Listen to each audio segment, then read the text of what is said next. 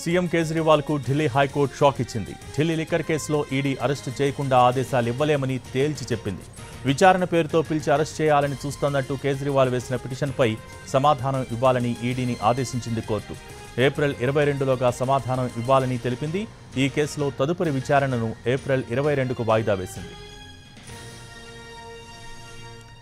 ED తనను arrest చేయకుండా protection ఇవ్వాలని ఢిల్లీ హైకోర్టులో పిటిషన్ వేశారు కేజ్రీవాల్. ఈడీ ఇప్పటికే 9 సార్లు తనకు సమన్లిచ్చింది. విచారణకు సహకరించేందుకు తాను సిద్ధంగా ఉన్నానని, కానీ విచారణ పేరుతో పిలిచి అరెస్ట్ చేయబోతున్నారని ఆందోళన వ్యక్తం చేశారు. ఈడీ అరెస్ట్ చేయకుండా చూడాలని హైకోర్టును కోరారు. అయితే ఈడీ దర్యాప్తులో తాము జోక్యం చేసుకోలేమని తెలిపింది ఢిల్లీ హైకోర్టు. ఈడీ నోటీసులు ఇస్తే విచారణకు హాజరు కావాల్సిందే అని తెలిపింది. ఈ విషయంలో మధ్యంతర ఉత్తర్వులు ఇవ్వలేమని స్పష్టం చేసింది ఢిల్లీ హైకోర్టు.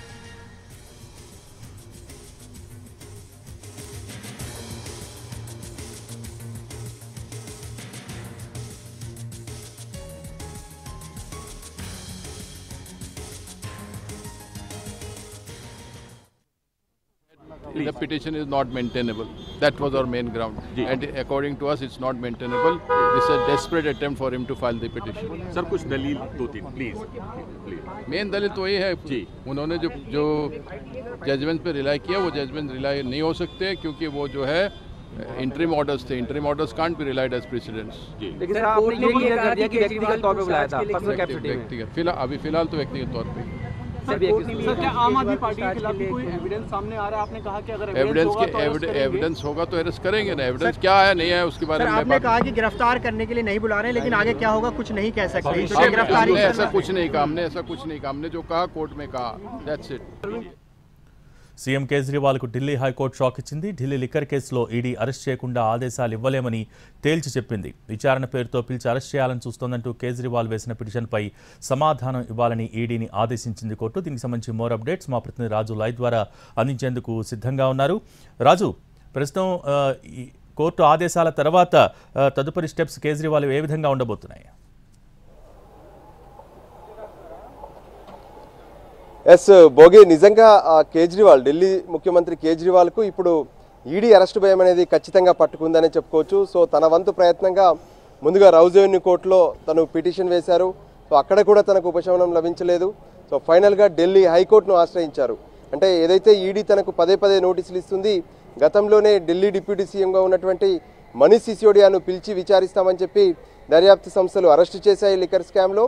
మరోపక్క సంజయ్ సింగ్ ఎవరైతే ఆమ్ ఆద్మీ పార్టీకి సంబంధించినటువంటి ఎంపీ ఉన్నారో ఆయన ఇంట్లో సోదాలు నిర్వహించి ఆయన్ను అరెస్ట్ చేశారు. సో ఖచ్చితంగా తనను అరెస్ట్ చేస్తారు. సో తను ఒక ముఖ్యమంత్రిగా ఉన్నాను, అంతేకాదు పార్టీలో కీలక బాధ్యతలు కూడా వహిస్తున్నాను.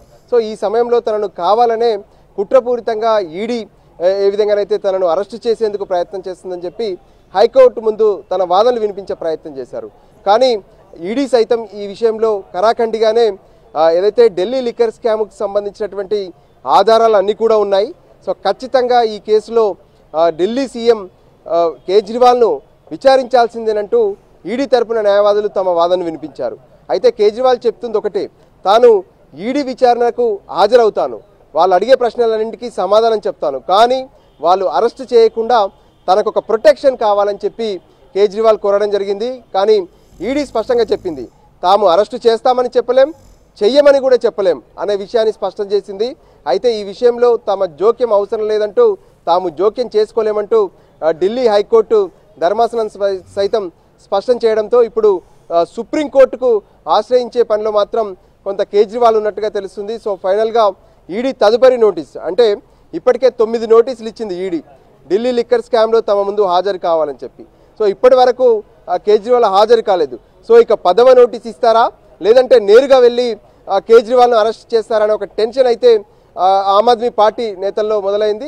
సో ఫైనల్గా ఇక చివరి అస్త్రంగా తను సుప్రీంకోర్టును ఆశ్రయించేందుకైతే కేజ్రీవాల్ సిద్ధమవుతున్నారు.